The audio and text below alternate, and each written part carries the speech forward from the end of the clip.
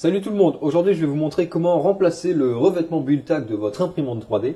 Alors si comme moi vous avez installé un revêtement Bulltag sur votre imprimante 3D, donc le revêtement c'est la partie ici que vous avez en noir, c'est là où on va imprimer les pièces avec notre imprimante 3D, et donc il existe des revêtements, notamment avec une marque qui s'appelle Bulltag, qui fabrique ces revêtements là, et qui permettent aux pièces d'adhérer au plateau sans avoir besoin d'aller rajouter, alors certains mettent du scotch, de la laque ou quoi que ce soit. Le Bulltag c'est quand même une meilleure solution. Alors je vous avais présenté le Bulltag il y a maintenant à peu près un an de ça en vidéo, en vous disant que c'était plutôt un bon produit. Maintenant ça fait presque, oui ça fait au moins 10 mois que je l'utilise, donc j'ai quand même un petit peu de retour d'expérience avec ce truc là, et je dois bien avouer que ça marche super bien. Les pièces adhèrent sans aucun problème, on n'a même pas à se soucier de l'adhérence en fait. Quand on imprime avec des pièces en PLA, ça imprime juste parfaitement bien. Pour ce qui est de l'ABS, alors l'ABS c'est toujours un petit peu plus dur à imprimer. On peut toujours avoir un petit peu de décollement, mais ça tient quand même vraiment super bien. J'ai plus besoin de me poser la question, est-ce que ça va tenir ou pas tenir. Il suffit de mettre le plateau chauffant, et encore on peut se permettre d'avoir des températures sur le plateau assez basses, parce que le Bulltag adhère super bien. Le problème c'est qu'un Bulltag, ça s'use. Donc comme j'ai dit, ça fait maintenant déjà pas mal de mois que j'ai le mien, et comme vous pouvez le voir, il commence à avoir quelques méchantes traces dessus. Ça vient de tout ce que j'ai pu imprimer depuis que je l'ai installé, et notamment les quelques petits ratés qu'il peut y avoir, comme les traces que vous avez ici. Alors ça, c'est tout simplement quand on oublie de calibrer un petit peu trop son plateau, parce que j'ai pas installé de capteur capacitif, inductif ou quoi que ce soit, j'ai pas mis l'auto-leveling sur mon imprimante 3D, ce qui fait que je suis obligé de régler la hauteur manuellement. J'installerai ça probablement un peu plus tard. Ça arrivera certainement, mais pour le moment je fais toujours les réglages à la main, et donc il arrive parfois qu'on oublie de les refaire quand on a modifié un petit peu l'imprimante ou touché à quelque chose, et donc on se retrouve à imprimer avec une buse un peu trop basse, et on se met tout simplement à taper dans le Bulltag. C'est ce qui est arrivé ici, donc ça a gravé à moitié ce truc dedans. Sinon il y a plein de traces, tout ça c'est les traces des trucs qu'on imprime. Parfois quand la buse est réglée très très proche du plateau, ça se met dessus, puis après on a du mal à enlever les restes, ça se décolle pas si facilement que ça. Alors il faut également bien préciser que les Bulltag ça se nettoie pas trop bien. Je sais que quelqu'un m'avait dit dans les commentaires qu'il arrivait à le nettoyer, je crois avec de l'alcool, un truc comme ça.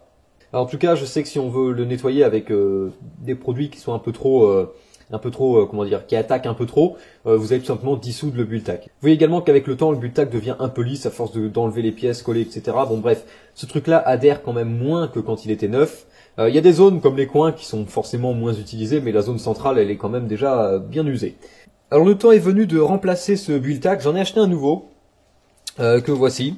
Alors non, je fais pas de pub pour les revendeurs de filaments. Ici on a Fil Imprimante 3D, ici on a Grossiste 3D. Donc celui-là c'était le Bulltag que j'avais acheté chez donc Fil Imprimante 3D. J'en ai acheté un nouveau de chez Grossiste 3D. Je sais pas si c'est un vrai Bulltag ou pas, parce que Bulltag c'est une marque, mais c'est plus les seuls à fabriquer des revêtements comme ça. Donc celui-là, je sais pas par qui exactement il est fabriqué, mais en tout cas c'est celui de chez Grossiste 3D, donc ça va me permettre de tester un peu ce que vaut leur revêtement. Et comme vous pouvez le voir, le nouveau est un petit peu plus grand que l'ancien. Donc je vais être obligé de couper un petit peu les coins pour pouvoir laisser passer les têtes des vis. Alors j'ai pas fait la modification qui consiste à percer le plateau pour installer simplement les papillons en dessous et pouvoir régler ça plus facilement. Donc j'ai besoin d'accéder encore aux têtes des vis. Donc il va falloir que je coupe juste un petit peu les coins.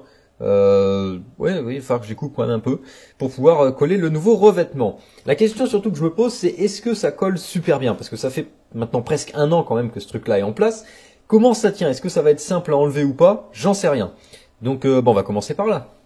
Alors pour enlever le Bulltag, d'abord il faut trouver un coin qui s'en va. Donc là-bas j'ai un angle qui est un peu décollé. Mais est-ce que ça va bien vouloir s'en aller? C'est pas gagné. Ça va venir.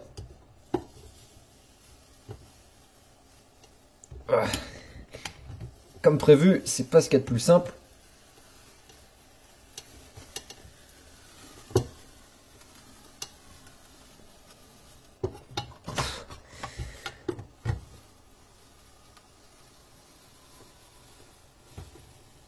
Hop. Je vais essayer de pas percuter la caméra.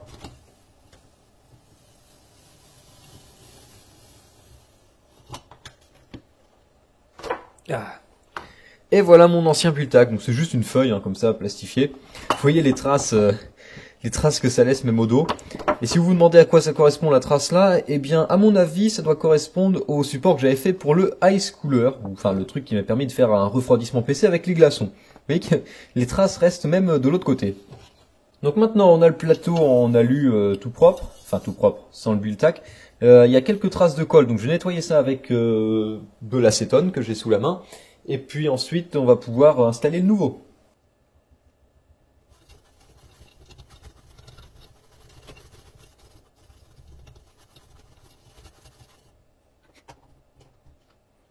En attendant que les restes d'acétone s'évaporent, ce qui est quasiment bon, c'est beaucoup plus lisse qu'avant. Il reste peut-être encore quelques traces par là.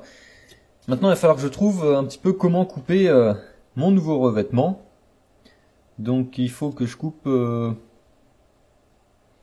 il faut que je coupe une bonne taille quand même.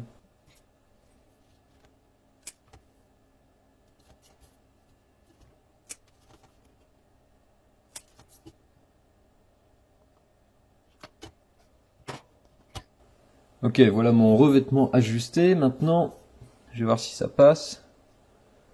Parfait, j'aurais même pu couper un poil moins, mais c'est pas très grave. Bon, le revêtement est propre, il reste toujours les traces là, mais je peux pas trop les enlever. Donc maintenant, il reste plus qu'à coller le bulltack. Enfin, le bulltack, c'est pas un vrai bulltack, c'est le nouveau revêtement. Donc que voici. Il faut toujours trouver un angle où on peut enlever le scotch qui se trouve derrière. Ok. Ensuite, ça s'enlève.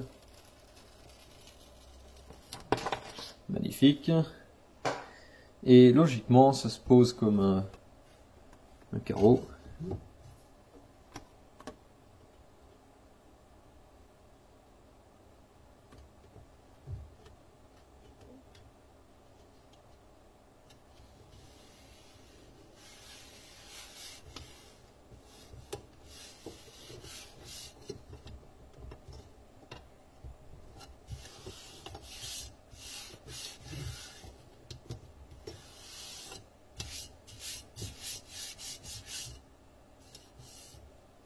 Et voilà, ça se pose tranquillement sur le plateau.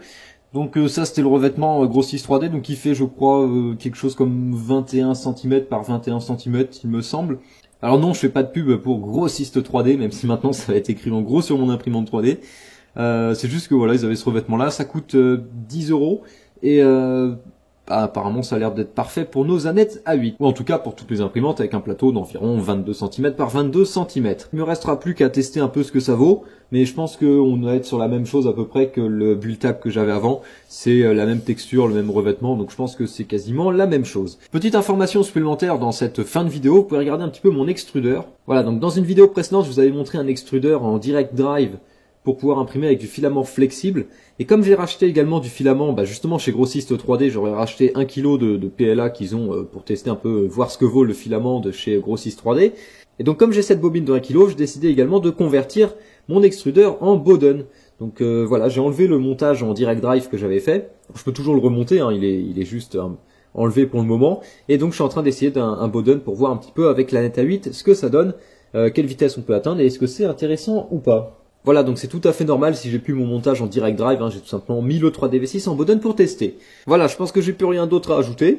Le revêtement donc de chez Grossiste 3D là en 21 cm par 21 cm a l'air parfaitement adapté pour la Net A8. Bonne nouvelle, donc il me reste plus qu'à imprimer et puis profiter de ce truc là. Si vous avez des questions, n'hésitez pas à les poser en commentaire et moi je vous dis salut à tous et à la prochaine.